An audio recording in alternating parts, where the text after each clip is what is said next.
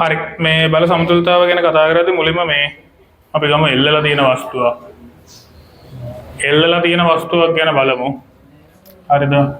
ඒකත් එක මතක් වෙනවා මේ එකපාරක් පළක් වේපර ඒක තිබ්බ මරු ගාන. මම ගමන එල්ලලා තියෙන වස්තුවක් ගමු මුලින්. මෙන්න වස්තුවක් තියෙනවා. මෙයාව එල්ලලා තියෙනවා. එල්ලලා තියෙනකොට ළමයි මෙයාගේ තියෙනවා බර.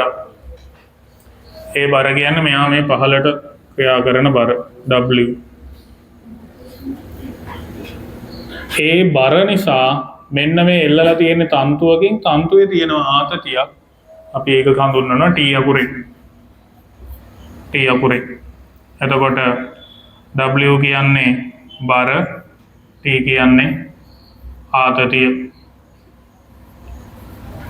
ආතතිය. ළමයි වස්තුවක් සමතුලිත වෙන අපි කතා කරන්නේ සමතුලිත වීම ගැනනේ.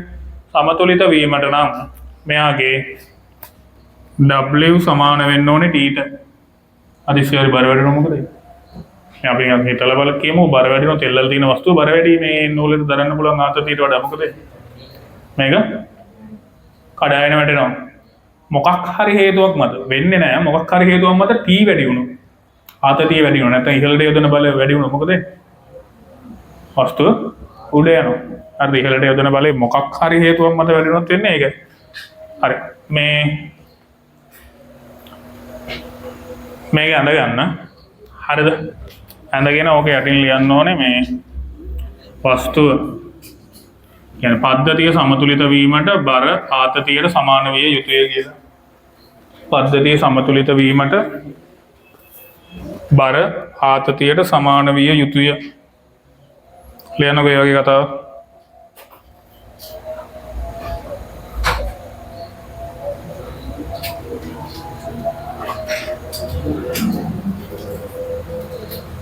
අපි මේ බල සමතුලිතතාව කියලා විතරයි නේ ලිව්වේ. යටි තව එක රූලක් වගේ නෑනේ. තේරෙනවද? එන ලියන්න ඒක රේඛීය බල දෙකක සමතුලිතතාවය මේ සමතුලිතතාවය කියලා. ඒක රේඛීය බල දෙකක සමතුලිතතාව කියලා. කියන්නේ එකම රේඛාවේ ක්‍රියා කරන බල දෙකක සමතුලිතතාව.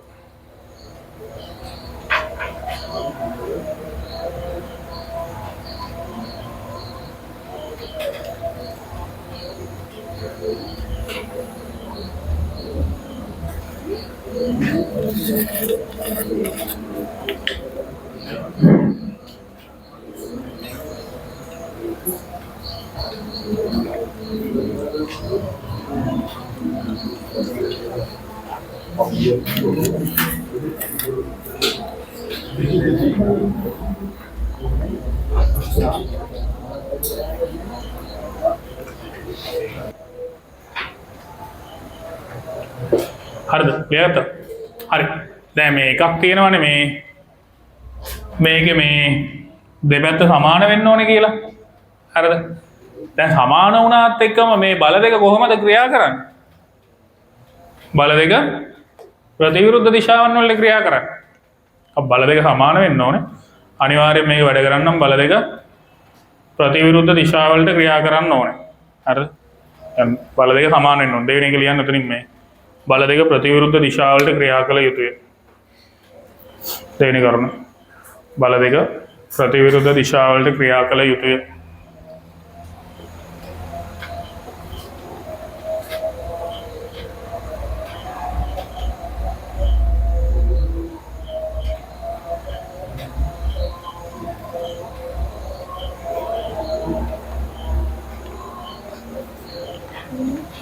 ඊළඟ එක තමයි ළමයි බල මේ එකම රේඛාවකින් තමයි මේ මගේ බින්දුර පොඩ්ඩ ඇද වුණාට බල එකම රේඛාවේ තියෙන්න ඕනේ. තනි කෙලින් රේඛාව. ඊළඟ එක ලියා ගන්න බල එකම රේඛාවේ ක්‍රියා කළ යුතුය. එකම රේඛාවේ ක්‍රියා කළ යුතුය.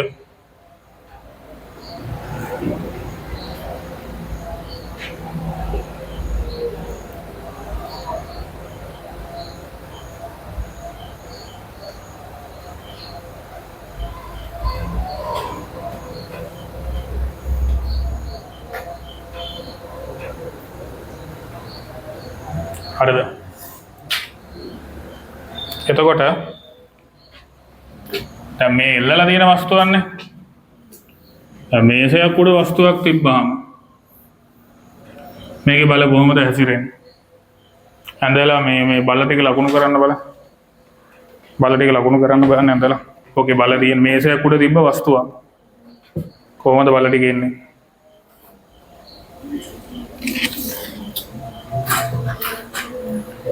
ඔබ බල ටික ලකුණු ගන්න. මේසයක් උඩ තිබ්බ වස්තුවක බල එන විදිහ.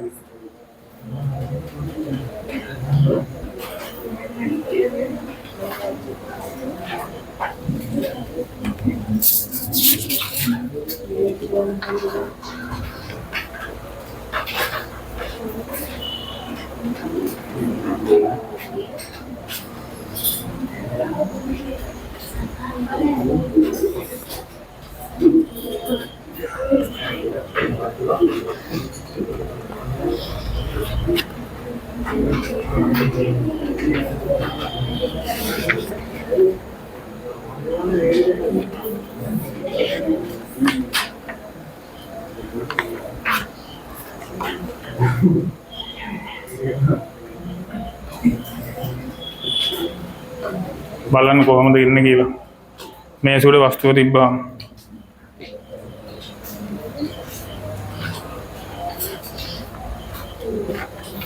මේකේ ළමයි බල දෙක ලකුණු වෙන්නේ, බල දෙක ක්‍රියාත්මක වෙන්නේ.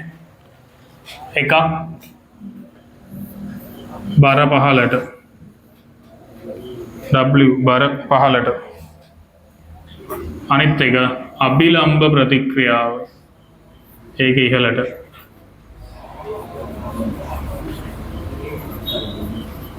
අභිලම්බ බලය කියලා කියනවා මේකට.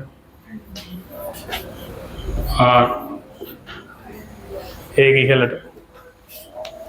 බර පහලට අභිලම්බ බලය ඉහළට.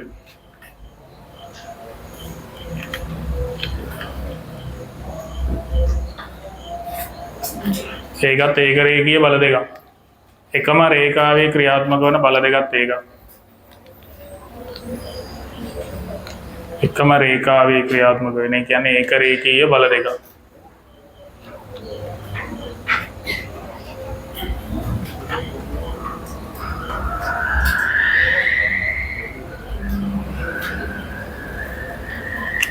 ඒකට ඒකටත් අර කලින් කියපු කරුණු තුන අදාළයි. ඒ කියන්නේ බර ඒ ටික ඔක්කොම අදාළයි ඒකට.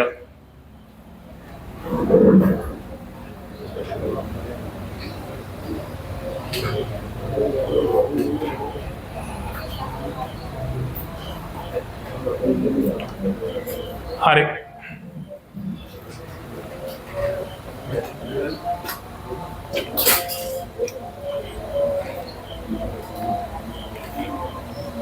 ඊළඟ ලියන මාතෘකාව සමාන්තර බල තුනක් යටතේ වස්තුවක සමතුලිතතාව.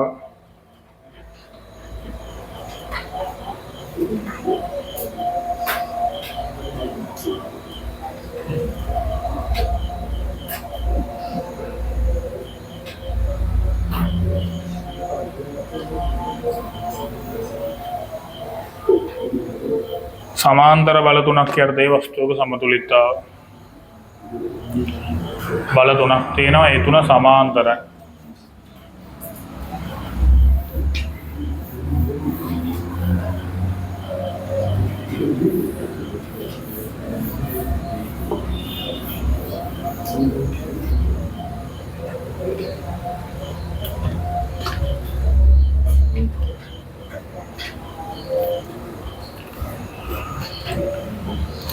සමාන්තර බල තුනක් කියන්නේ මෙහෙම එකක්. බලගෙන ඉන්න.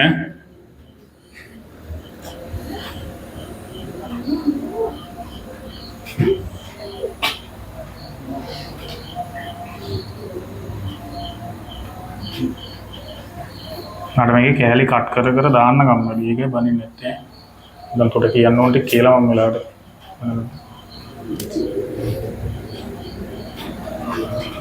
හරි. සමාන්තර බල තුනක් කියන්නේ සමාන්තර රේඛා ආකාරයට. මේ පැත්තට බල දෙකයි, මෙහෙට බල එකයි.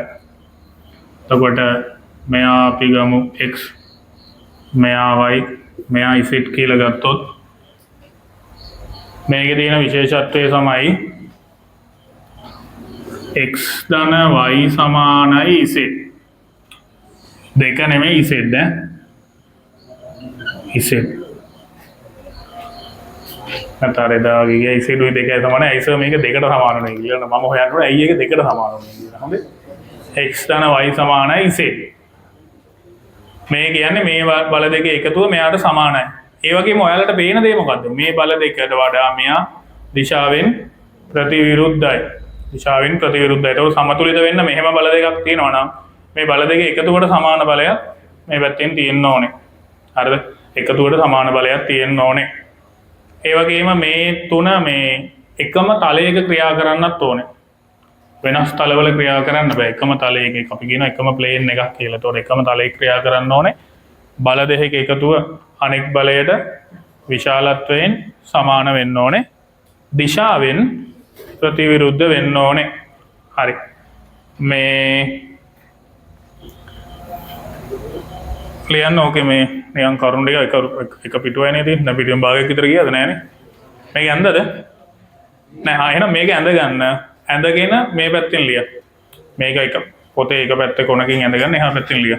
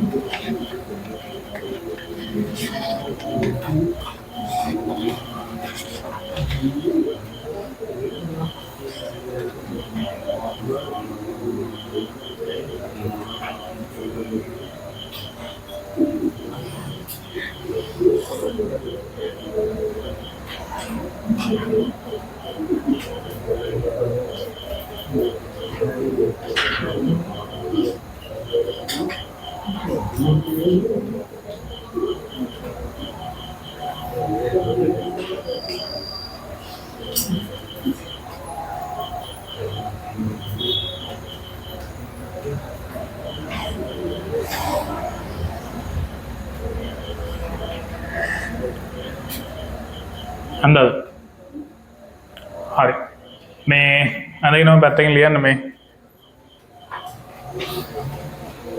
ලියන බල තුන ඒකතල විය යුතුය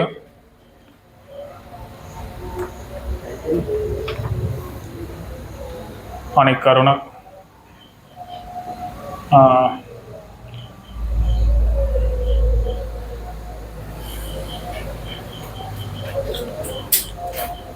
එක් බලයක් අනෙක් බල දෙකට ප්‍රතිවිරුද්ධ දිශාවට ක්‍රියා කළ යුතුය.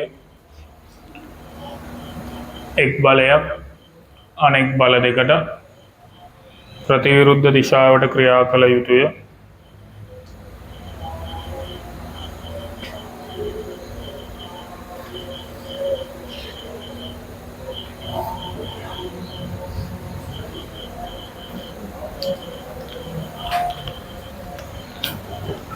ඊළඟ එක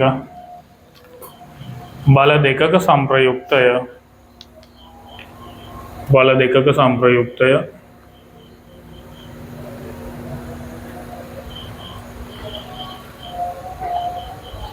තුන්වන බලයට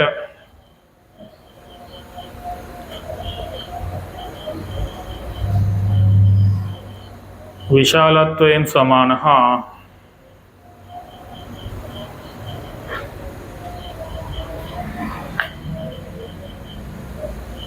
දිශාවෙන් ප්‍රතිවිරුද්ධ විය යුතුය.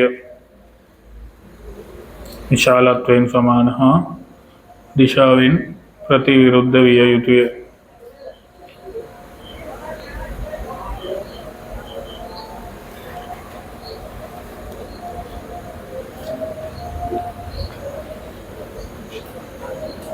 බල දෙකක සංප්‍රයුක්තය තුන්වන බලයට විශාලත්වයෙන් සමාන හා දිශාවෙන් ප්‍රතිවිරුද්ධ විය යුතුය.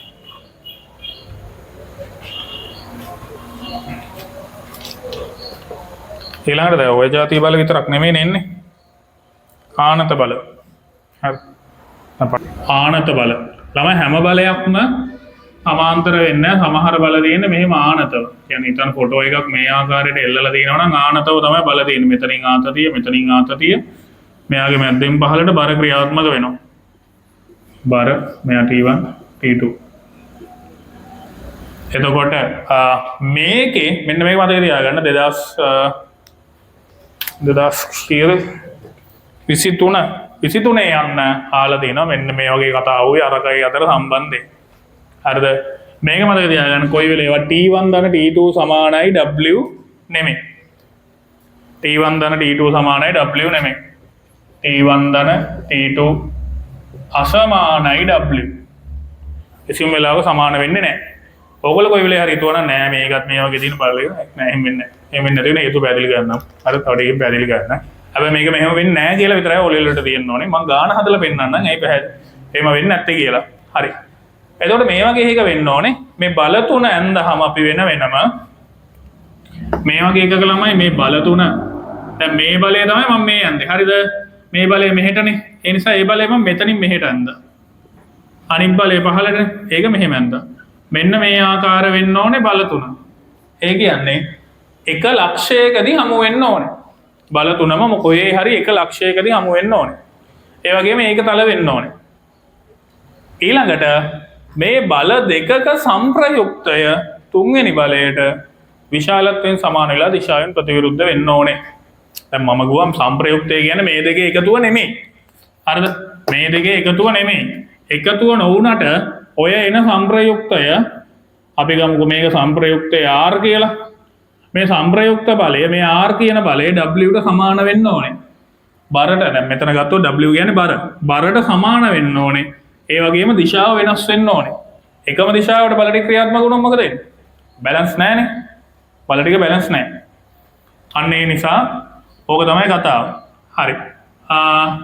මෙන්න මෙතනදී නම් අපිට කියන්න පුළුවන් R සමාන වෙන්න ඕනේ W ට කියලා. R කියන්නේ මෙතන සංප්‍රයුක්ත බලය. සංප්‍රයුක්ත බලය ආගේද T2 හා T1 ගේ T2 හා T1 ගේ සංප්‍රයුක්ත බලය. හරි. ආනත බල තුනක සංප්‍රයුක්තය කියලා මේ පින්තූරය ඇඳගෙන මේක ලියාගෙන අරකට ලියාගන්න. ආනත බල තුනක සංප්‍රයුක්තය කියලා.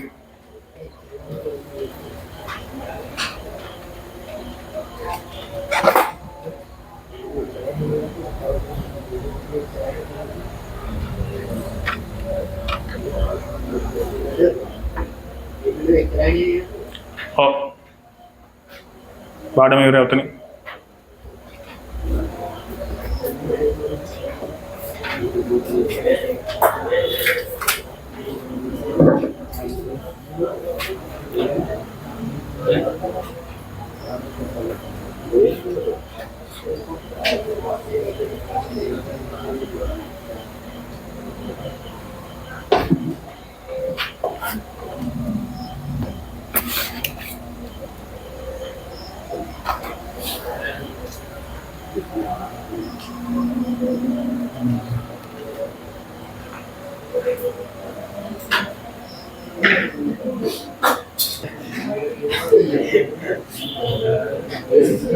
ලියවනම් මේ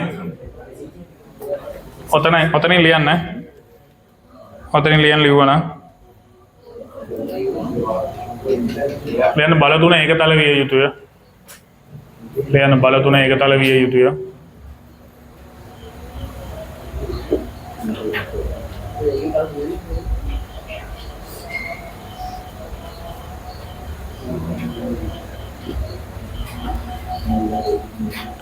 ඊළඟට ක්‍රියාරේඛා එකම ලක්ෂයකදී හමු විය යුතුය.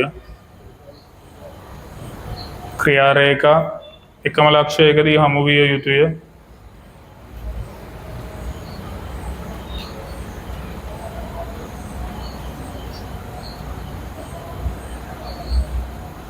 තුන්වෙනි එක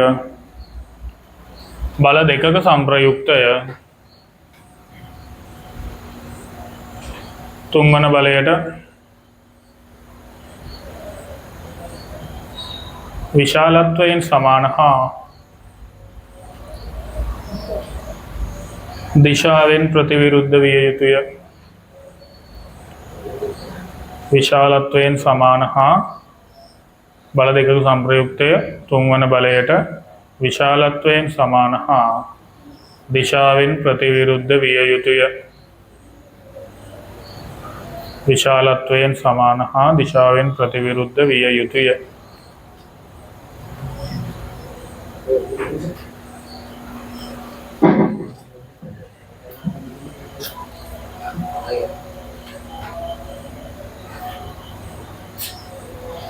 ඊළඟ තව එක කාරණාවක් තියෙනවා. ඒක ඉතින් මම කටින්ම කියන්නම්. හිතන්න මොකක් හරි වස්තුවක් කොන් 4කින් විතර එල්ලලා තියෙනවා කියලා. අර ඔන්චිල්ලා දැකලා තියෙනවද? අර කොන්ක්‍රීට් වලින් වගේ හදලා තියෙන ඔන්චිල්ලා. ඒවා තැන් 4කින් එල්ලලා තියෙනවනේ. ඒ වගේ එකක වාඩි වුණාම එයාගේ සම්පූර්ණ බර නැත්තම් සම්පූර්ණ පහළට තියෙන බලය උඩට තියෙන කෑලි මේ තන්තු ඔක්කොගෙම බෙදිලා යනවා. උඩට තියෙන තන්තු ඔක්කොගෙම බෙදිලා යනවා. උදාහරණයක් වශයෙන් මෙන්න මෙහෙම තියෙන එක මෙහෙම කෑලි 4ෙන්ම එල්ලලා තියෙනවා. මෙහෙම එල්ලලා තියෙනවා දැන් 4ෙන්ම. එතකොට ළමයි මෙයාගේ බර 50යි නම් මේ එක තන්තුවක ආතතිය කීයද? 54ෙන් බෙදුවා 12.5යි නේ. 12.5යි එක තන්තුවක ආතතිය. එම සමානව බෙදෙනවා. කියන්නේ අසමානව බෙදෙනවා වගේ ඒවා ඔයාලට නැහැ. සමානව බෙදෙන කේස් විතරයි තියෙන්නේ. ඊළඟ එකපාරක් අහලා තිබ්බා මේක පළාත් ප්‍රශ්න පත්‍රයකද කොහෙද තිබ්බේ? පළාත් ප්‍රශ්නයක් තිබ්බා. මරු ප්‍රශ්නය. ප්‍රශ්නය තමයි සැහැල්ලු මේ නිව්ටන් තුලා දෙකකින් වස්තුවක් එල්ලලා තියෙනවා. හරිද? සැහැල්ලු නිව්ටන් තුලා දෙකකින් වස්තුවක් එල්ලලා තියෙනවා. නිව්ටන් තුලා දෙකේ පාඨාංකය කරලා ඇති. මම්ම ගෙරෙව්වා. මතක නැතිකම මිසක් කරලා නැතිකම නෙමෙයි හොඳේ. මමම ගෙරෙව්වා ඕක. මේක නිව්ටන් තුලාවක් තියෙනවා. මේක එල්ලලා තියෙනවා. තව නිව්ටන් තුලාව මේ වස්තුව මෙතන වස්තුවක් එල්ලලා දිනවා. වස්තුවේ බර කීයද කියලා තිබුණේ මතක නැහැ. බා හිතමුකෝ බර W සමානයි නිව්ටන් 30යි කියලා. මෙයා A මෙයා B. මේ දුනු තරාදි දෙක සැහැල්ලු දුනු තරාදි. එහෙම නැත්නම් නිව්ටන් තුලා දෙක සැහැල්ලුයි. මේ දෙකේ මේ පාඨාංක මොනවද කියලා අහනවා. A වල පාඨාංකය B වල පාඨාංකය අහනවා. A වල පාඨාංකය B වල පාඨාංකය අහනවා. උත්තරයක් ගන්න බෑ නිකන් මේ හදන්න දෙයක් නැහැ. මේ බැලුමට උත්තරයක් පේනවා. MCQ එකකට වගේ හරින ප්‍රශ්නයක්. බැලුමට උත්තරයක් පේනවා. මේක මේ රචනා ප්‍රශ්නයකට අහලා ඉබ්බේ. මම කියලා දුන්නා හොඳ. මට මතකයි අර 10 වසරේ තුන්වෙනි වාරේ සෙමිනාර් එකක් තිබ්බනේ. අන්න ඒකේ මම කියලා දුන්නා. 10 වසරේ තුන්වෙනි වාරේ සෙමිනාර් එකක් තිබ්බා. දැන් මේ පාරත් ඒ සෙමිනාර් එක එහෙමම තියෙනවා. ලබන මාස විතර. ඒ ටියුට් එකම දීලා තියෙනවා. ඒ කියන්නේ ටියුට් එක කියන්නේ ඒකම නෙමෙයි අර ගණන් ටික ඒ වගේ ගණන් ටිකක් දාලා තියෙනවා.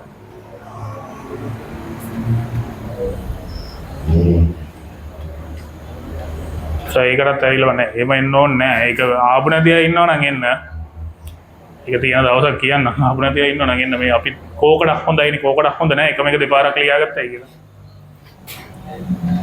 හරිද? A 30යි B 30යි. මෙයා 30යි. මෙයා 30යි. හේතුව ආගන්න. මේක B කියන දුනු තරාදිය හරිද? B කියන දුනු තරාදිය නැහැ කියලා හිතන්නකෝ. B කියන දුනු තරාදිය නැහැ. හරිද? අපි හිතනවා B කියන දුනු තරාදිය නැහැ. නැත්නම් කොහමද? මොකක් හරි ඒක මේ දුනු තරාදියක් එල්ලලා තියෙනවා. ඒක නිව්ටන් 30ක වස්තුවක් එල්ලලා තියෙනවා. එහෙනම් මේකේ පාඨාංකය කීයද? නිව්ටන් 30යි. ඒක තේරුණාද? ඒ කියන්නේ දුනු තරාදිය නැහැ. හරිද? දැන් මම ගිහිල්ලා මේක එල්ලනවා මෙන්න මේ බාල්කේ. දැන් දින මේ බාල්කේ එල්ලනවා. එතකොට මේ වස්තුවේ බර කීයද? නිව්ටන් 30 වස්තුවක් එල්ලලා තියෙනවා. තුන තරාගේ පාඨාංකය නිව්ටන් 30යි. මම ගිහිල්ලා ඒක මෙන්න මෙතන බාල්කේ එල්ලනවා. එතකොට මේ වස්තුවේ බර කීයද නිව්ටන්? නිව්ටන් 30යි. ඒ කියන්නේ නිව්ටන් තුලයි පාඨාංකය වෙනස් වෙනවද? කොයිවත් එල්ලුවේ කියේ? එල්ලන දැන අනුව වෙනස් වෙනවද?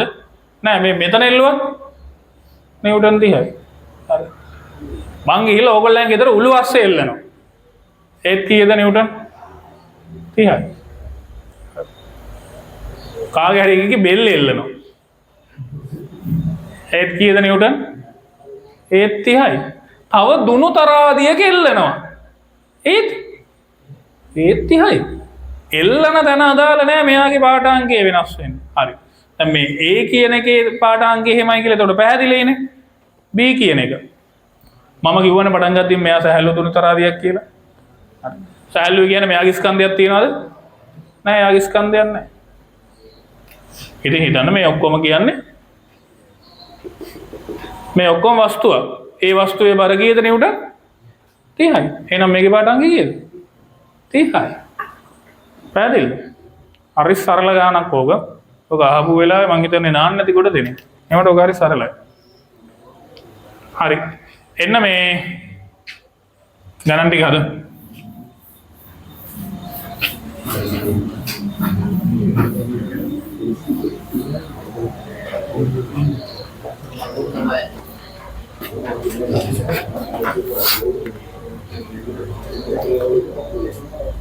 ඊළඟ තව එක කතාවක් කියන්න ඕනේ. හරිද? තව එක කතාවක් කියන්න ඕනේ. ඔය කතාව තමයි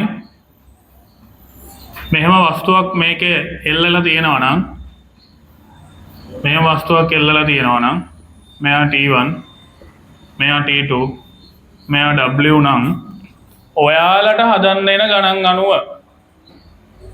ඔයාලට එන ගණන් අණුව 95%ක්ම T1 සමානයි T2. මොකද මේක එකක් හරි වෙනස් වුණොත් මෙයාගේ ආතතිය මෙයා ආනත වෙලා හැමවක් හරි වෙනවා. ඔයාලට එන ගණන් වල 99%ක්ම මේ බලයට සමානයි. නැත්නම් බල පූර්ණයක් ඇති වෙනා වගේ අවස්ථාවක් ඇති වෙන්න පුළුවන්. එහෙම නොවී තියාගන්න මේ දෙක සමානයි. හරිද? මේකත් ඔය කොහේ හරි පොඩි තරහනක් දාගන්න T1 සමානයි T2 කියලා. 99%ක් 95ක් වගේ දාගන්න. 95%ක් වගේ එහෙම එන්නේ.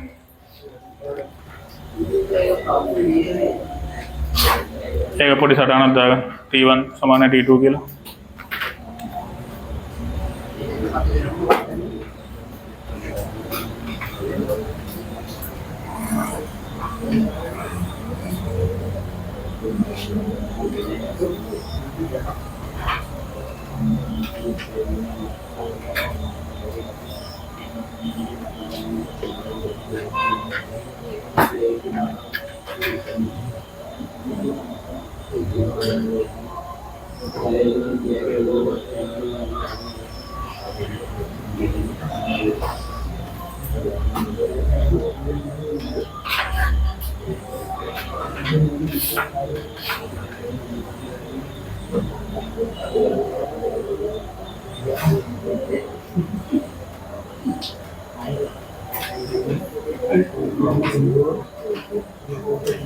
එන්න ගණන් ටික ඩිස්කස් කරන්න ගමු. පළවෙනි එක මේ අපි හදපු ගණන් මේ ගණන් එහෙමම හදලා ඇති.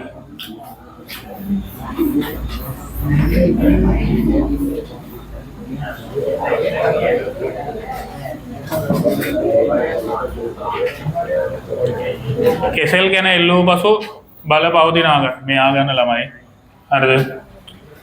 ඔයගලන්ට තේරෙලා ඇති මේ ක්ලාස් එකේදී කියවනකොට මම පොඩ්ඩක් සැර වැඩි කියලා. හේතුව රිවිෂන් එක ගන්න යන්නේ. අවධානය 100%ක්ම නැති වුණොත් දැන් එකම එක දෙවෙනි පාරනේ මේ ඉගෙන ගන්න. එහෙම ආවිල්ලා ඒකලත් අවධානය නැතුනොත් ළමයි වාට කියලා වෙනවා. මට නෙමෙයි. හරිද?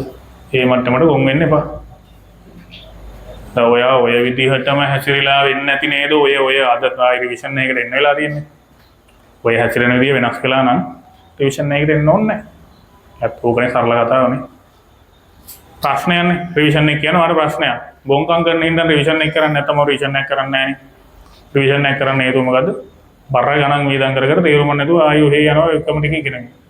ඒක හේතුව. ඒ ගොන් වැඩේ නොකරන්නයි කරන්නේ. ඒ නිසා හැසිරීම වෙනස් කරගන්න. රිවිෂන් එක හැසිරීම ඔයා තියරි ක්ලාස් එකේ අර 10 වසරේ ඉඳන් ආපු විදිහටම නම් වෙන්නේ. එහෙම හරියන්නේ නැහැ ළමයි. ඒක මල ගෙදරක ඉන්න විදිහට මගුල් ගෙදරක ගිහිල්ලා ඉන්නේ නැහැ. පරිස්සමෙන්. අඩුම ගානේ පාර්ට්නර් හොයාගත්තී ඔයාව මාකට් කරන්න ඕනේ. ඔයාගේ පාර්ට්නර් හොයාගත්තී ඔයාව මාකට් කරන්න ඕනේ. හරි. පළවෙනි එක.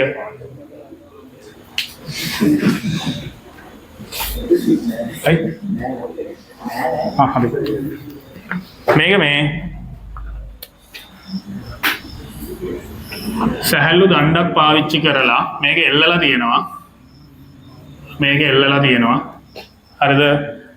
මේකේ බර සහ තන්තුවල ආතතිය තන්තුල ආතතිය T1 T2 බර W.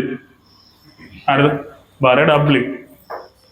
එතකොට ඔයා මේක මෙතන බර කියලා ලියලා මෙතන ආතතිය කියලා ලියන්න එපා. හරිද? අයි ආතතියට T1 T2 කියලා දාන්න වෙනවනේ. එතකොට ඔයා දෙකටම ආතතිය කියලා දැම්මොත් මොකද වෙන්නේ? ඒ ආතතිය දෙක සමානයි වගේනේ. හරි. එහෙම දානවනම් මෙතන ආතතිය එක ආතතිය දෙක කියලා දාන්න. හැබැයි ඉන්ස්ට්‍රක්ෂන් වලට විරුද්ධයි. හයි ආතතිය T1 සහ T2 කියලා දාන්න කියලා තියෙනවා. සමහර වෙලාවට පේපරේ ලේසි වුණොත් මේවට ලකුණු කැපෙන්න ඉඩ තියෙනවා. ඊළඟ T1 සහ T2 අතර සම්බන්ධය. T1 සහ T2 අතර සම්බන්ධය T1 සමානයි T2. T1 සමානයි T2. 3. කෙසෙල් කැන 2750 ග්‍රෑම් ස්කන්ධයක් තිබේ නම් W හි අගය. තමයි මෙතනට ඔයා දාන්න ඕනේ F සමානයි ma. ස්කන්ධයක් දැන් නිව්ටන් නියම වලනේ ඔක ගන්නනේ. අපි නිව්ටන් නියම තාම රිවිෂන් කරලා නෑනේ. ඔයා මෙතන දාන්න ඕනේ නිව්ටන්ගේ දෙවන නියමය. මොකද්ද? F සමානයි ma. F සමානයි ma. හරිද? F සමානයි ma. හරි. ඊළඟ ප්‍රශ්නේ මොකද්ද? ස්කන්ධය දීලා තියෙන්නේ ග්‍රෑම් වලින්. ළමයි ඔයාලට ගාන දැක්කම ෆිසික්ස් කියලා තේරෙනවා නම් ඒක ස්කන්ධයක් දානවා නම් කිලෝග්‍රෑම් වලින් දාන්න. කෙමිස්ට්‍රි කියලා තියෙන ගානක දැන් බැලුමට මේක නම් කෙමිස්ට්‍රි. මම මේ කියන මෙලෝ මල දානයක් තේරෙන්නේ නැහැ. මේක කෙමිස්ට්‍රි ෆිසික්ස් කියලා හොයාගන්න පුළුවන් නම් හරිද? මේක මතක නැහැ. මම කියන්නේ මෙලෝ දෙයක් මතක නැහැ. කෙමිස්ට්‍රි ෆිසික්ස් කියලා හොයාගන්න පුළුවන් නම් ඔයා ස්කන්ධය ග්‍රෑම් මේ කෙමිස්ට්‍රි නම් ස්කන්ධය ග්‍රෑම් වලින් දාන්න. ෆිසික්ස් වලින් ස්කන්ධය කිලෝග්‍රෑම් වලින් දාන්න. F සමානයි ma. මෙතන 2750 නේ තියෙන්නේ. ස්කන්ධය කිලෝග්‍රෑම් කරන්න අපි 1000න් බෙදන්න ඕනේ. ඊට පස්සේ F සමානයි ma. වස්තුවක් බර කියන්නේ ස්කන්ධයක් දීලා බරක් හොයන්න නම් අපි පෘථිවියේ නම් ඉන්නේ මේක 10න් ගුණ කරන්න ඕනේ. එතකොට උත්තරය එනවා මේක සුළු කරනහම 27.5 නිව්ටන් කියලා. නිව්ටන් 27.5 කියලා එනවා. ඊළඟට 4 වෙනි එක T1 සහ T2 හි අගය හොයන්න කියලා කියනවා. දැන් මොකද්ද මෙතන වෙලා තියෙන්නේ? T1 සමානයි T2 නේ. ඊළඟට මෙතන අපිට ගන්න වෙන්නේ ආතතිය මේක තමයි T1 ධන T2 සමානයි W. එහෙම එකක් මේක ලියන්න කියලා නෑනේ. හරි. එතකොට අපි මොකද කරන්න ඕනේ? මේ බර සමාන වෙනවා මේ දෙකේ එකතුවට. හරිද? ඔයා මෙතන තේරුම් ගන්න ඕනේ. බර සමාන වෙනවා මේ දෙකේ එකතුවට. ඒ වගේම මේ දෙක එකිනෙකට කොහමද? මේ දෙක එකිනෙකට සමානයි. එක බර සමාන වෙනවා මේ දෙක එකතුවට. එතකොට මේ දෙක එකිනෙකට සමානයි. එතකොට ඒ වගේ වෙලාවක අපි කරන්න ඕනේ ළමයි අපි නිකම්ම උත්තරය ගන්න දැන් මෙතන T1 සහ T2 කියන එක අපිට ඕන නම් ගණිතමය ආකාරයකට ගන්න පුළුවන්. T1 සමානයි T2 නිසා xi ගනිමු වගේ එකක් ලියලා හරිද ලොකු ගණිතමය ආකාරයකට යන්න පුළුවන්. නැත්තම් නිකන් දෙකට බෙදලා දැම්මක් කමක් නැහැ. හරිද? එතකොට x ධන x සමානයි w මේ වැඩ වැඩි වෙන වැඩක්. හොඳේ මේ වැඩ වැඩි වෙන වැඩක්. එතකොට 2x සමානයි w 2x සමානයි 27.5 නිව්ටන් x කියනවා. එතකොට අපිට 27 දෙකෙන් බෙදුවාම 1යි 7 දෙකෙන් බෙදුවාම 3යි ඊට පස්සේ 15 7යි 5යි 13.75 නිව්ටන් කියලා එනවා. ඒක හෙන වටයක්. හරිද? හෙන වටයක්. හැබැයි අපි කරන්නේ මේක. එතකොට මේක තමයි කරන්නේ.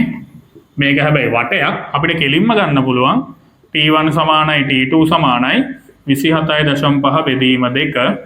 එතකොට ඔයාලට උත්තරය එනවා T1 සමානයි T2 සමානයි 13.75 නිව්ටන්. මම කිව්වේ මේක ගන්න මෙන්න මේක තමයි අපි හිතන ක්‍රමය. හොඳේ? මේ රතු පාටින් ලියලා තියෙන හිතන ක්‍රමය. ඔය ගාන හදද්දි ඔයා හිතන්න ඕනේ ඒක. ඊළඟට එක්ලණු පොඩක් දි รา ගොස් කැඩී යාමකට ලක් විය. මේක මරු කියන්නේ මේක මතක ඇති ගාන. සමහර උන් ඇඳලා තිබ්බා. ඒ කියන්නේ ඇඳලා ඉන්දියා ගොනාට ඇඳලා තිබ්බා මෙහෙම. ඔන්චිල්ලාවක එකලණුවක් කැඩුවාම ඔන්චිල්ලාව තියෙන විදිය. අර කම්බි වලින් හදපු ඔන්චිල්ලා. මේ අර ලයිට් කම්බි යනවා වගේ හොඳ ලොකු කම්බි වලින් හදපු ඔන්චිල්ලා වෙන්න ඕන. මෙහෙම තියෙන්න පුළුවන්ද නැත්නම්? බෑ කොහොමද තියෙන්නේ? පහළට එල්ලිලා තියෙන්නේ. හරිද? උඩ මෙහෙම එන්නේ නැහැ. පහළට එල්ලිලා ඔම ලස්සනට තියෙනවා. W බර එන ආතතිය.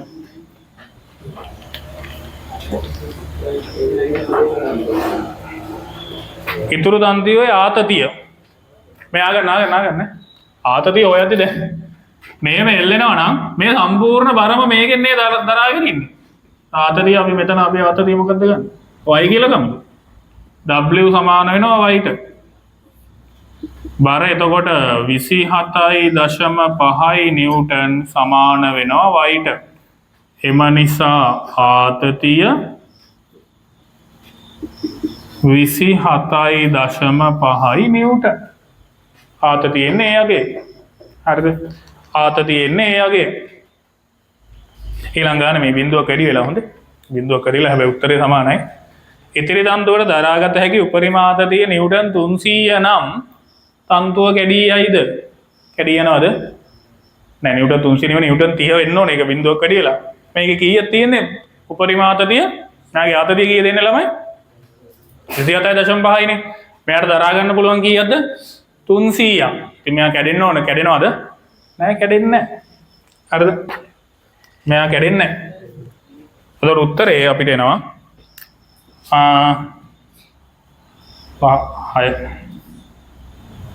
මේ උත්තරේ අපිට එනවා එතකොට 300 විශාලයි 27.5 බැවින්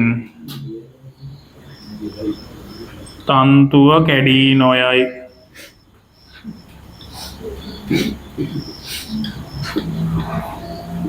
තන්තුව කැඩී නොයයි. දැන් මොනවා හරි හදාගන්න දෙයක් තියෙනවා නම් හදාගන්න. හරි වැරදි දාගන්න තියෙනවා නම් දාන්න. මොනවා හරි ප්‍රශ්නයක් තියෙනවා නම් අහන්න.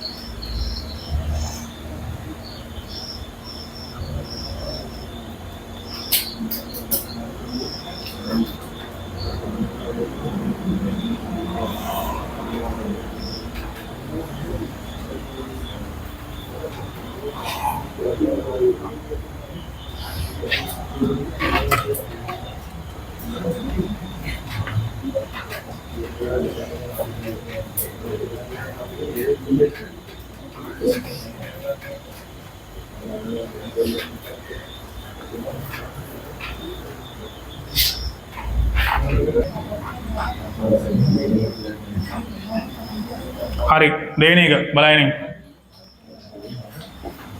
කෙලවල්ල මාළු කිලෝ 3ක් ගත්තා නම් තරාදිය සන්තුලනය කිරීමට අනෙක් පැත්තේ තියන්න ඕනේ මේ තැටිවල ස්කන්ධය. කියන්නේ පඩිවල ස්කන්ධය. ස්කන්ධ එකතුව 3.5 කිලෝග්‍රෑම්. කිලෝ 3මාරයිනේ තියන්න ඕනේ. ඊළඟට තව 500ක් දානවා. සෝරි 3යිනේ. 3 කිලෝග්‍රෑම්. සෝරි ඊළඟට තව 500ක් එහා පැත්තට දානවා. මේ පැත්තට තව 500ක් දැම්මනම් මේ පැත්තට මොනවද ගන්න ඕනේ? 500 පඩියක් දාන්න ඕනේනේ. එතකොට අමතරව එකතු කරන්න ඕනේ 500යි. 500යි ග්‍රෑම්. තරාදියේ පමණක් ස්කන්ධයේ කිලෝග්‍රෑම් 3.5ක් නම් ඉහත පරිදි සන්තුලනය කර ඇති විට තන්තුවේ ආතතිය. ඕකේ ඔය කතාව මේමයි. හරිද? දැන් තරාදියේ පමණක් ස්කන්ධය තමයි කිලෝ 3.5. මේක මෙහෙම එල්ලලා තියෙනවා. මෙහෙම එල්ලලා තියෙනවා. තරාදියේ විතරක් ස්කන්ධය. තරාදියේ විතරක් ස්කන්ධය තමයි කිලෝ 3.5. ඒතකොට තරාදියේ තියෙන කෙලවල්ලවත් පඩිවත් අදාළ නැහැ. එහෙනම් ඒ කිලෝ 3.5 තියෙද්දි මෙතනට දැන් ආතතිය කීයද? කිලෝ මේ ස්කන්ධයෙන්ම ගමු. කිලෝ 3.5ක මේ ස්කන්ධයක් දැනෙනවනේ. හරි. ඊට පස්සේ මේ පැත්තට දානවා මාළු කිලෝ 3මාරක්. මේ පැත්තට දානවා මොකද පඩි දානවා කිලෝ 3මාරක් වෙන්න. ඒක දෙපැත්ත සමාන වෙන්න ඕනේ නේ. ඕගොල්ලෝ දැකලා තියෙනවනේ මේ වගේ තරහද දැකලා තියෙනවනේ. ඒක ගෙවල් වල තියෙනවා. ගෙවල් වල සෝරි කඩවල් වල තියෙනවා. සෝරි ගෙවල් වල නෑ. කඩවල් වල තියෙනවා. එතකොට මේ පැත්ත 3මාරයි. ඔන්න කතාව මෙහෙමයි. මේ පැත්ත 3මාරයි. මේ පැත්ත 3මාරයි. එකතුව කීයද? 7යිනේ. හරි. ඊට අමතරව තරහදිය තව 3මාරක් තියෙනවා. ඒතකොට 3මාරේ වගේ කීයක් තියෙනවද? 3ක් 10මාරයි ස්කන්ධය කිලෝ. එහෙනම් තන්දුවේ ආතතියනේ ළමයි. ආතතිය කියන්නේ බලයක්. ඒක දාන්න බෑ අපිට මේ ස්කන්ධයන්ගේ. අපි එතකොට බලන්න ඕනේ මේක මුළු ස්කන්ධය ඉන්නේ ළමයි 10.5 කිලෝග්‍රෑම්. එම නිසා ආතතිය F සමානයි ma.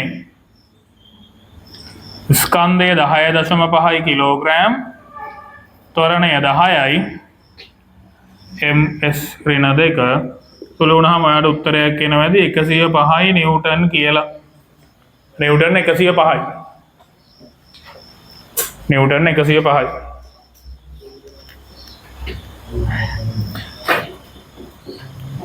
ඒ තැටියේ එක් තන්තුවක පමණක් ඇති ආතතිය. හරි. මෙයා ගන්න දැන් මෙතන මේ ස්කන්ධය කිලෝ 3මාරයිනේ. එහෙනම් මට කියන්න මෙයාගේ මෙතන බර කීයද කියලා. ස්කන්ධය කිලෝ 3මාර නම් බර ගන්නෙ කොහොමද? මොකක්ද දාන සමීකරණය? මොකද නිව්ටන් නියමය? ඇයි නේද? F සමානයි ma. හරි. F සමානයි ma දාලා මට කියන්න මේ පැත්ත කිලෝ 3මාරක් බරයි. මෙතන මේ ස්කන්ධය තියෙනවා බර කීයද කියලා. ඒ වලට දාන්න කීයද? 10නේ. ඇයි 10 දාන්නේ? පෘථිවියේ ඉන්නේ. මොකද්ද 10 කියන අගේ නම? ගුරුත්වජ ත්වරණය. හරි. එහෙනම් 3මාරට මේක දැම්මහම 35යි නිව්ටන් කියලා එනවා උත්තරේ. උත්තරේ නිව්ටන් 35යි. හරි. දැන් මෙයා ගන්න. ආයි හොඳට අහගන්න. මේ තැටියේ තමයි නිව්ටන් 35ක් තියෙන්නේ. ඒ තැටියේ එල්ලලා තියෙනවා තන්තු දෙකකින්. බල විභේදනය නොසලකා හරිනවා කියලා කියන්නේ. බල විභේදනය වැඩක් නැහැ. මෙතනට වැඩක් නැහැ. හරිද? බල විභේදනය නොසලකා හැරියාම මේ තන්තු දෙකේ හරිද? මේ දෙකේම 35 නම් මේ දෙකම දරා ගන්න ඕනේ 35යි. එහෙනම් එක තන්තුවක ආතතිය හරිද? එක තන්තුවක ආතතිය ළමයි අපිට එනවා 35 බෙදීම 2ක්. උඩ අපිට උත්තරේ එනවා 35 බෙදීම 2යි. එතකොට කීයද? 1යි 15ට කීයද? 8ද? 7යිනේ. 17.5යිද? 17.5 නිව්ටන්. මෙතන මේ වරහන් ඇතුළේ දාගන්න බල විභේදනය නොසලකා හැර ඇත කියලා. නොසලකා ඇත. ඇයි දන්නවද ඕක දාන්න ඕනේ? දැන් කවුරු හරි කෙනෙක් ඕක බැලුවම මේක මෙහෙම ගන්න බෑ. මේක බල විභේදනය කරලා ගන්න ඕනේ. මෙයාගේ මීට වඩා අඩු වෙනවා කියලා හිතුවොත් ඒකට උත්තරය තමයි මේක. බල විභේදනය නොසලකා ඇත. හරිද? උත්තරේ ඒක. බල විභේදනය තව චුට්ටකින් මම කියලා දෙන්නම් මොකද්ද කියලා. ඒක ඔයාලා සිලබස් එකේ නෑ.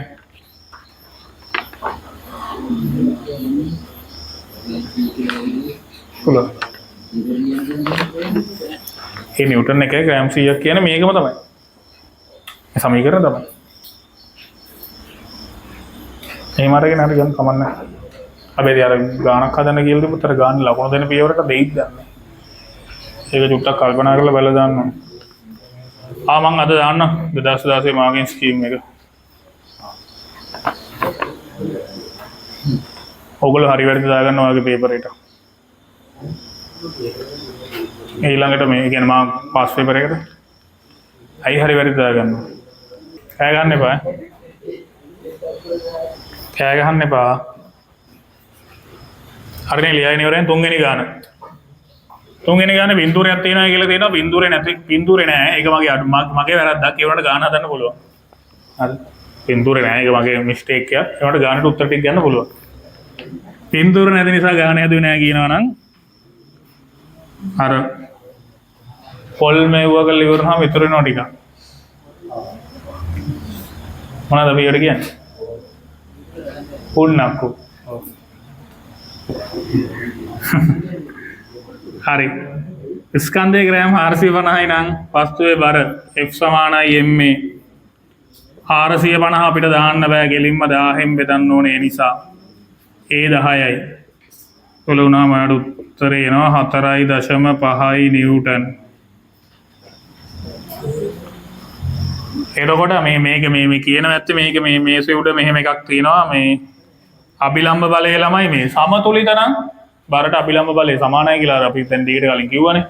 ඒ නිසා උත්තරේ වෙන්න ඕනේ 4.5 නිව්ටන්. පිළිතුරට අදාළ නිව්ටන් නියමය 2. සෝරි 3 නියමය.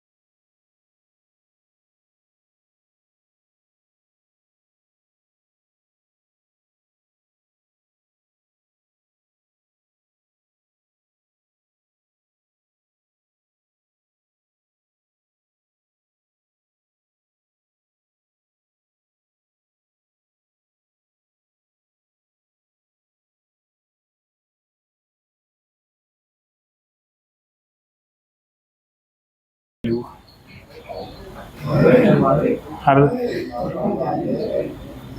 නෑ වලේ බජ්ජිනේ 15 බජ්ජි.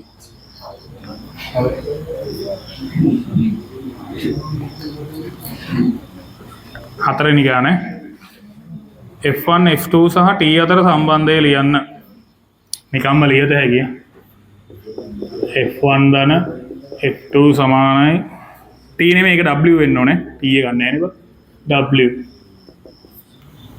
F1 සහ F2 අතර සම්බන්ධය F1 සමානයි F2. දෙවෙනි රූපේ සීසෝවේ සංප්‍රයුක්ත බලය කරලා නැහැ. හොඳ යුක්තයෙන් මම පටන් ගන්නවා. මේ සංප්‍රයුක්ත බලයේ කතාව මොකද්ද? මොනවා හරි වස්තුවක් සමතුලිතයි නම් සංප්‍රයුක්ත බලය බිඳුවයි. එහෙනම් සීසෝව කියලා තියෙන්නේ. සීසෝව වෙන්න ඕනේ ඒක. සීසෝව බැලන්ස් නේ නේද ලිතාංජන? නේ. ඔව්. මේ බැලන්ස් නිසා ලිතාංජන මේ සංප්‍රයුක්ත බලය බිඳුවයි. හරි.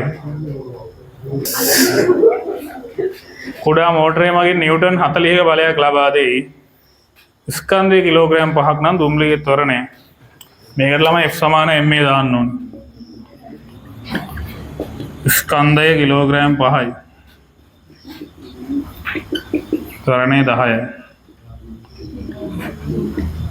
50යි නිව්ටන්. 5. මෙන්න මේක තමයි කතාව ඈ. මේ ඊතුරු ප්‍රශ්න දෙකට උත්තර ලියන්න නැති උන් ගාන හයිලයිට් කරගන්න. ඊතුරු ප්‍රශ්න දෙකට උත්තර ලියන්න නැති අය ගාන හයිලයිට් කරගන්න.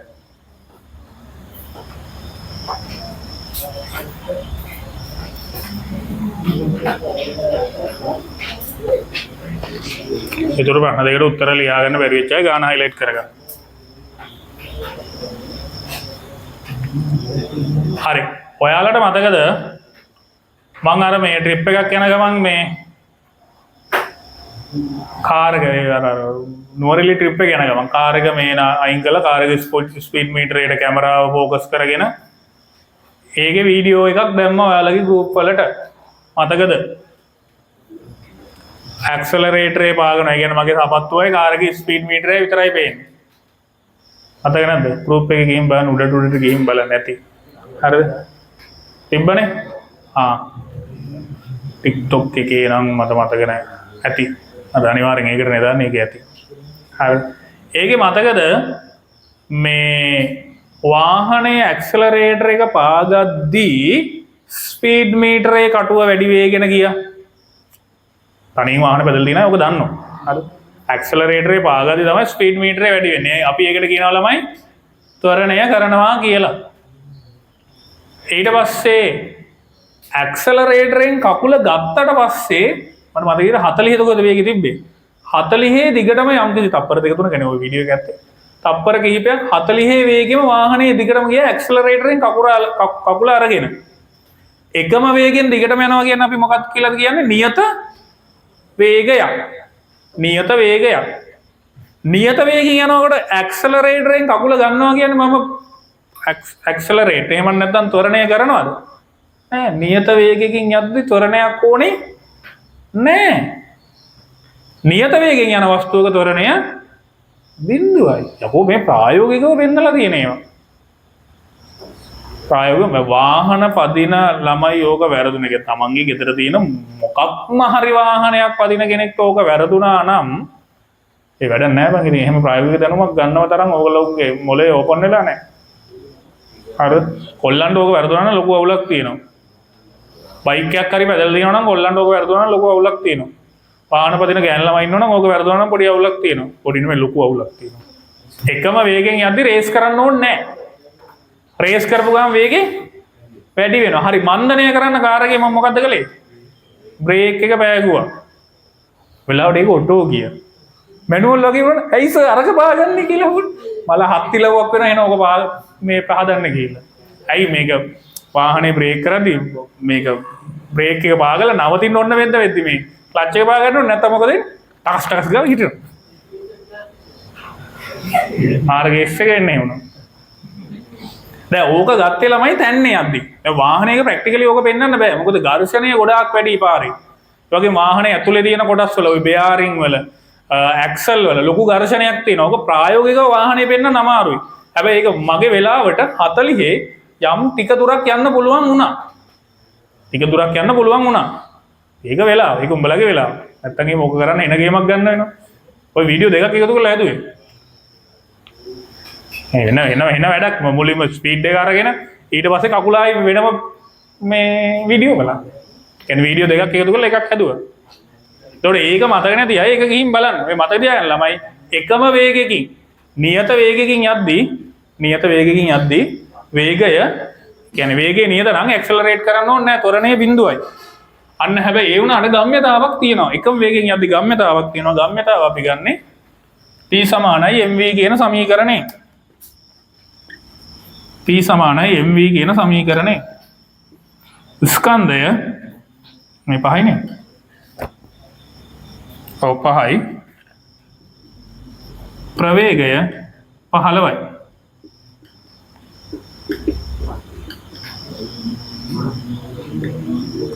හැත්ත පහයි KGMS ඍණ 1. 75යි KGMS ඍණ 1.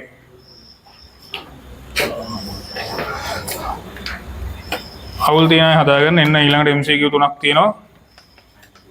පොංගනේ MCQ එක තමයි පොඩ්ඩක් හරි දිගේ කර තියෙන අනිත් ඒවා නෑ.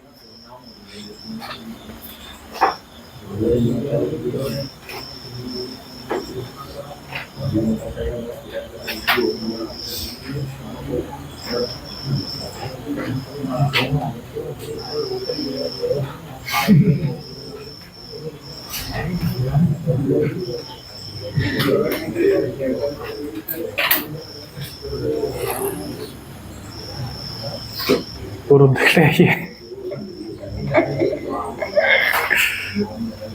හතර කලේ නැද්ද? 50යි 5 10යි 50යි නේ.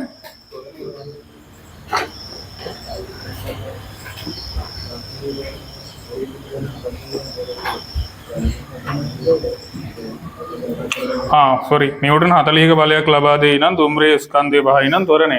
සොරි ඉතින් බර නෙමෙයි මේක ලියාගත්තද?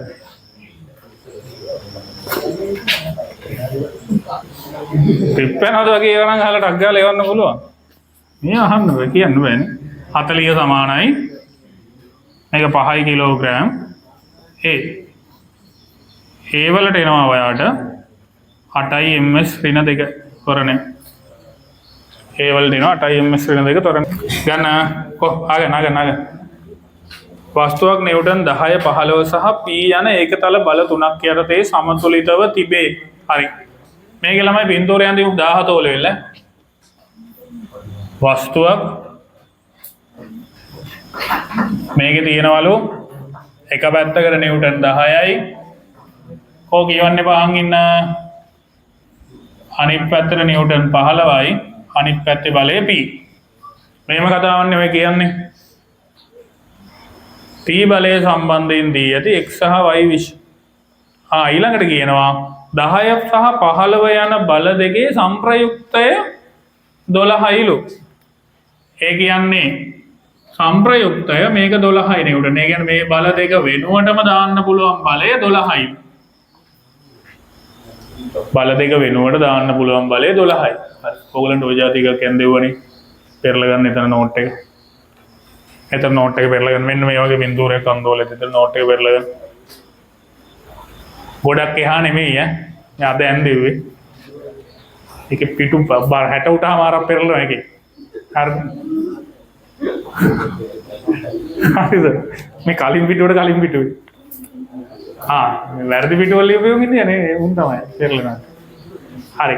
දැන් බලා ගන්න. හරි දැන් බලා ගන්න. p හි විශාලත්වය. දැන් ළමයි මම කියලා දෙන්නේ සංප්‍රයුක්තය තුන්වෙනි බලයට කොහොමයි කියලාද?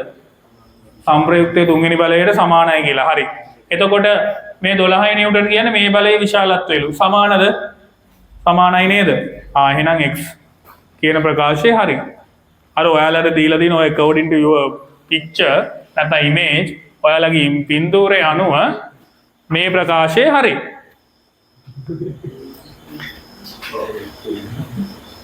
නිව්ටන් 10 හා 15 යන බල දෙකේ සංප්‍රයුක්තය හරි 10යි 15යි කියන බල දෙකේ සංප්‍රයුක්තය p දිශාවටලු ක්‍රියා කරන්නේ.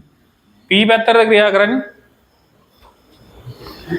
p පැත්තට ක්‍රියා කරන ළමයි ඊට ප්‍රතිවිරුද්ධ දිශාවටද? p දිශාවටද ප්‍රතිවිරුද්ධ දිශාවටද? උත්තර දෙන්න. ප්‍රතිවිරුද්ධ දිශාවට. එහෙනම් ඒක වැරදි නේද? y කියන එක වැරදි. ඊළඟට කියනවා p හි ක්‍රියා රේඛාව 10 සහ 15 යන බල දෙකේ ක්‍රියා රේඛාවල ඡේදන ලක්ෂ්‍ය හරහා ගමන් කරයි. ඔහොම කතාවක් කියලා දෙනව නේද මම? ඡේදනය වෙනවා කියලා එකිනෙක මෙව වෙනවා කියලා. අර මම ඒක ඇඳලත් පෙන්නුවේ. එහෙනම් z උත් හරි. එතකොට මේකේ හරි වෙන්නේ x සහ z විතරයි. x සහ z විතරයි.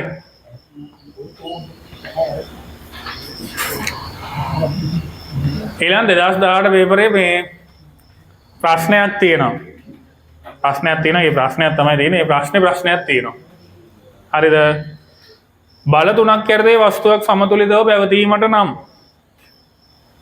බල දෙකක සංප්‍රයුක්ත බලය ඉතිරි බලයේ දිශාවටම විය යුතුය. ඒක වැරදිනේ. ඒක වැරදි නේද?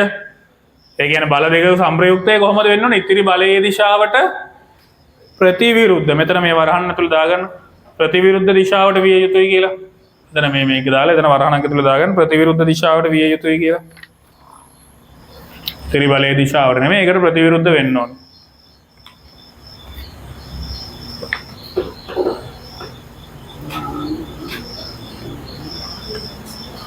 ඊළඟට සමතුලිත නම් සංප්‍රයුක්ත ශුන්‍යයි. හරිනේ? සංප්‍රයුක්ත බලය ශුන්‍යයි. ඒක හරි. එකම තලයක පිහිටන්න ඕනේ. ඒකත් හරිනේ. ක්‍රියා රේඛා හමු වෙන්න ඕනේ. ඒකත් හරි. ඒතර මේක යන්නේ වැරදි එක. අර පළවෙනි එක වැරදි, ඊටු තුනම හරි. පළවෙනි එක වැරදි, ඊටු තුනම හරි. නැහැ මරු ගානක්. මේකේ උත්තරේ ළමයි මේ A විතරයි. උත්තරේ අංක 1 2023 ගානේ උත්තරේ අංක 1. දැන් ඕක C වෙන්නේ නැහැ කියලා පේනවනේ. B වෙන්නේ නැත්තේ ඇයි කියලා තමයි පැහැදිලි කරන්න හදන්නේ. C වෙන්නේ නැහැ කියලා පේනවා. B වෙන්නේ නැත්තේ ඇයි කියලා පැහැදිලි කරන්න හදන්නේ. සිලබස් එකේ නැහැ පැහැදිලි කිරීම. B වෙන්නේ නැහැ. හරිද? B වෙන්නේ නැහැ සිලබස් එකේ නැහැ වුණාට. ඔන්න පැහැදිලි කිරීම බලාගෙන ඉන්න. මේකේ මෙන්න මෙහෙම වස්තුවක් තියෙන්නේ. මෙතනින් පහළට නිව්ටන් 10ක බලයක් ක්‍රියාත්මක වෙනවා. මෙතනින් නිව්ටන් 5යි. මෙතනින් නිව්ටන් 5යි. අපි හිතමු මේ බල දෙකම මෙන්න මෙතනට අංශක 60ක කෝණයකින් ආනතයි කියලා. අංශක 60ක කෝණයකින් ආනතයි කියලා අපි හිතමු. මේ බල දෙකම අංශක 60ක කෝණයකින් ආනතයි. හරිද? මේ බලය අපි x කියලා ගමු, මේ බලය y කියලා ගමු.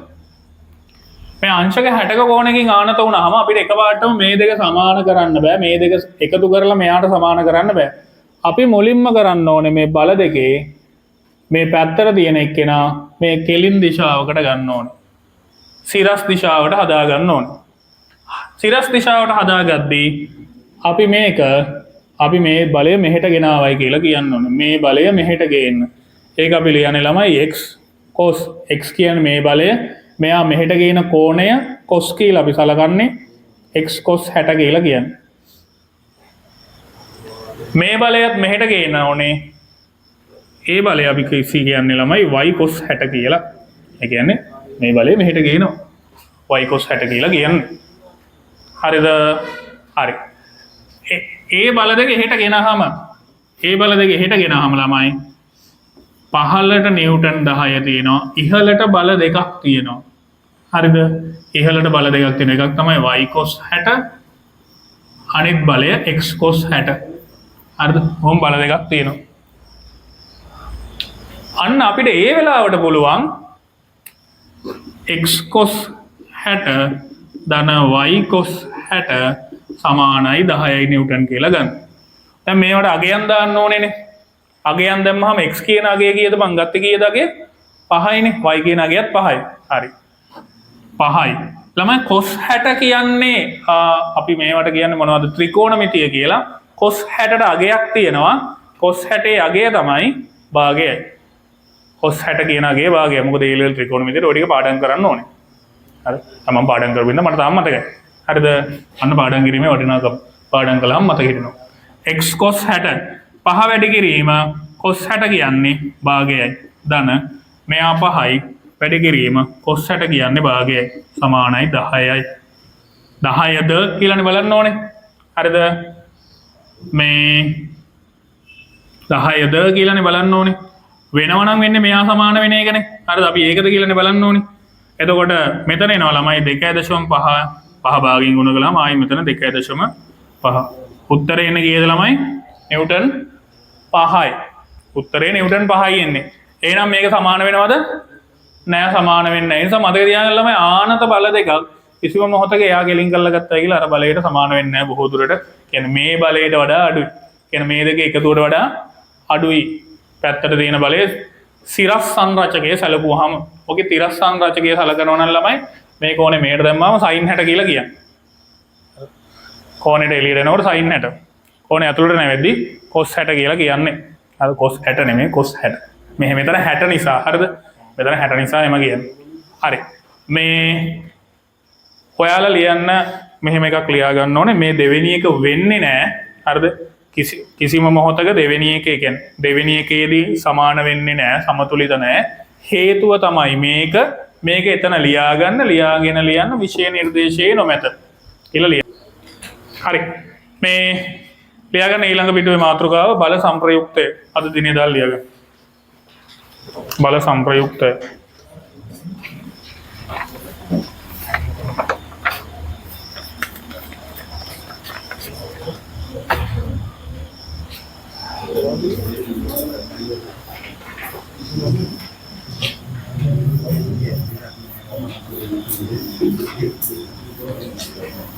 අද දිනේ දාලාම ලියාගන්න එතනත්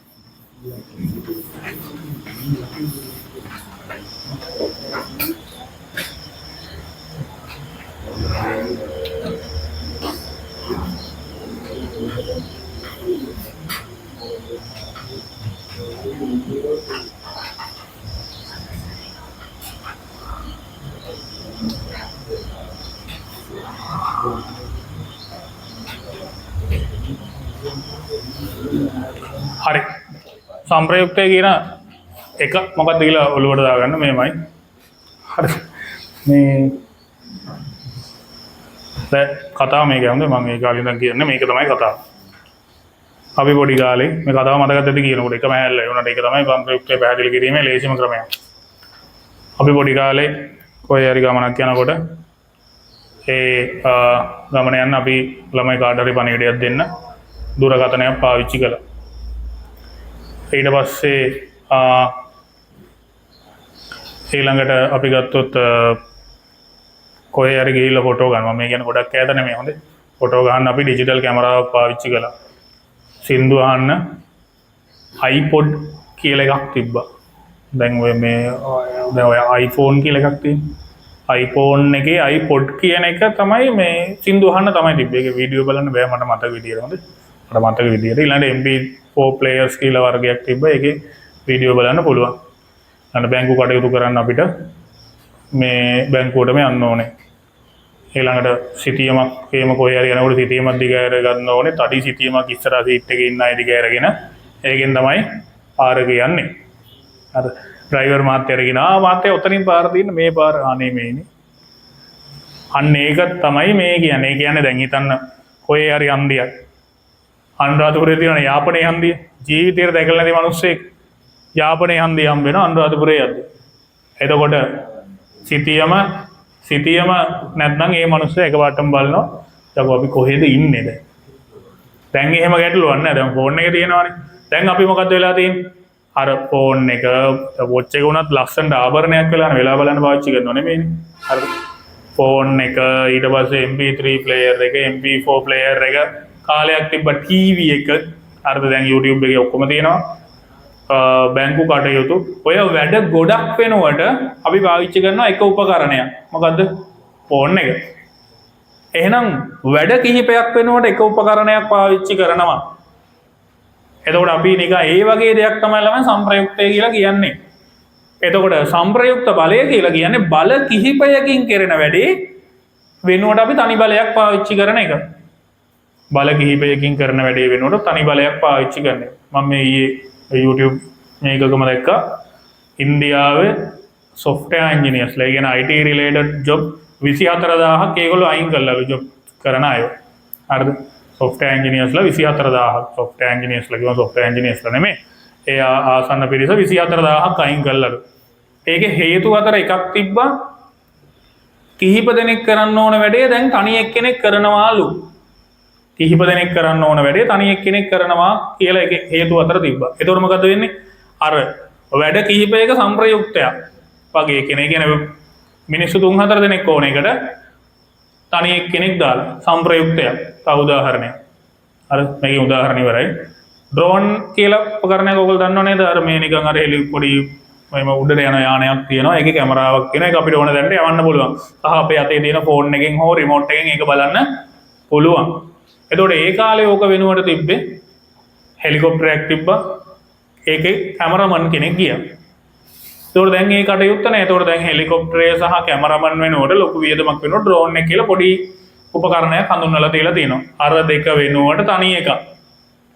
සම්ප්‍රයුක්තයක් වගේ අදහසක්. එතකොට බල සම්ප්‍රයුක්තය කියලා කියන්නේ බල කිහිපයකින් සිදු කරන කාර්ය සිදු කරන තනි එක්කෙනා අපි හඳුන්වනවා බල සම්ප්‍රයුක්තය කියලා. හරි ඔතන යටින් ලියා ගන්නකො මෙහෙම. බල සම්ප්‍රයුක්තය කියන තැනින් ලියා ගන්න.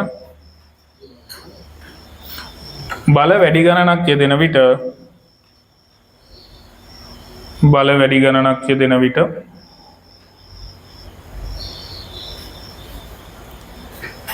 එම බල සියල්ලම නිසා ඇතිවන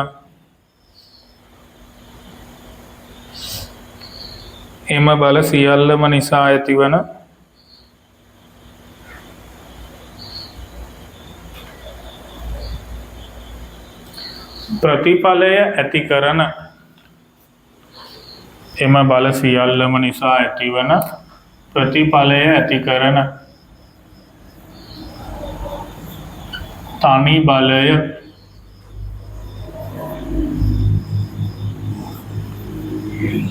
එම බල සියල්ලම නිසා ඇති කරන ප්‍රතිඵලය ඇති කරන තනි බලය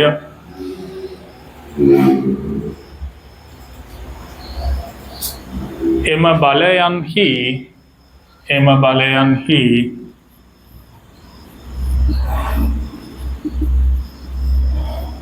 සම්ප්‍රයුක්තය ලෙස හඳුන්වයි.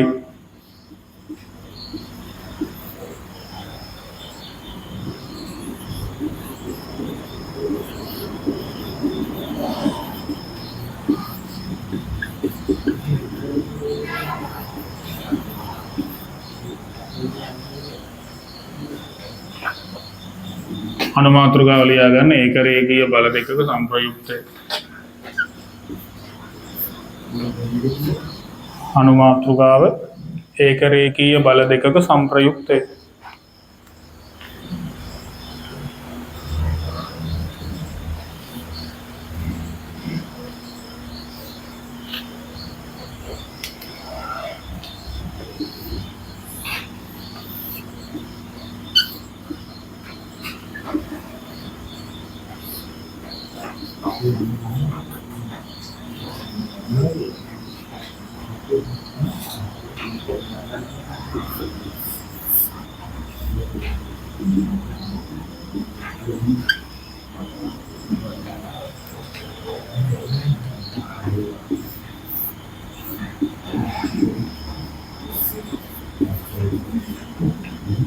හරි ආගන්නකො.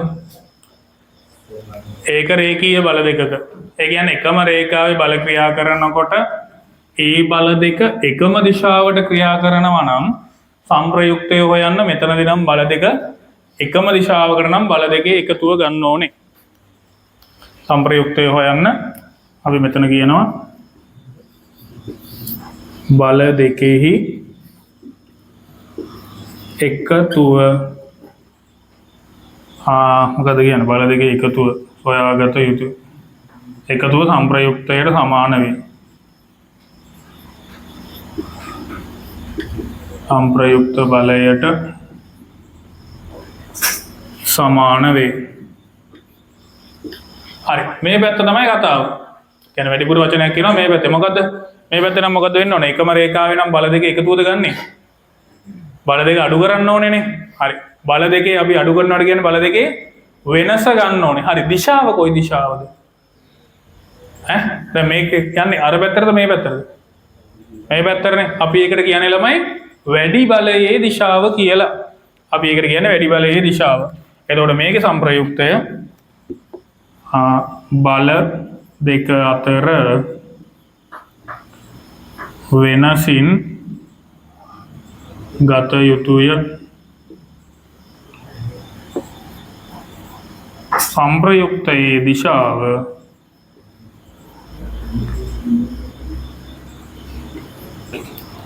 වැඩි බලයේ දිශාවයි.